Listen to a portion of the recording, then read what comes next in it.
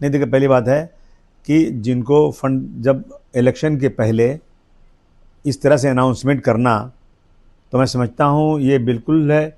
जिस तरह से लोग पैसे बांट के वोट लेते हैं, सरकारी पैसे बांट के वोट लिए गए थे, और उसके बाद जब इलेक्शन ख़त्म हो गया तो ऐसे ही हो रहा है कि मतलब निकल गया तो पहचानते नहीं, यूँ जा रहे हैं जैसे हमें जानते नहीं। 80 लाख महिलाओं का नाम काटा गया है, तो उनको दिया कैसे गया, क्यों नहीं पहले इंक्वायरी की गई, इसके जिम्मेदार कौन है?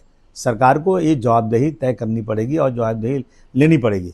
मुझे याद है जब मैं इलेक्शन लड़ रहा था तो मेरे सामने अजीत पवार जी की पार्टी से नवाब मलिक साहब इलेक्शन लड़ रहे थे मेरे सामने, और मैं जब गया अजीत पवार साहब के पास कि सर मेरे 4 साल से इलेक्शन नहीं हुआ कॉरपोरेशन का, बहुत एरिया की हालत ख़राब है, तो उन्होंने कहा अबू आसिम मैं आपके एरिया में कंपेनिंग करने गया था, मुझे शर्म आई कि मैं हमारे राज्य में मुंबई शहर के अंदर इतना ज़्यादा पिछड़ा इलाका है, इतनी ज़्यादा गंदगी और गलियाँ इतनी ख़राब हालत में है, मुझे अफसोस है कि ऐसी ऐसी जगह भी मुंबई में। मैंने कहा सर वही मेरा इलाका है और मैं आपसे फ़ंड मांग रहा हूँ।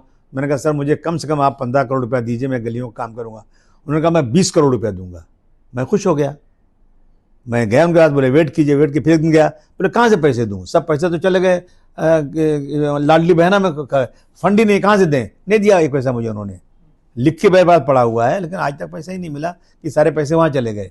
तो वोट लेने के लिए आपने सारे काम रोक करके लाडली बहना में पैसे दिए, और अब मतलब निकल गया तो 80 लाख को निकाल रहे हैं, फिर इलेक्शन आएगा तो आप फिर नहीं कोई चाल चलोगे।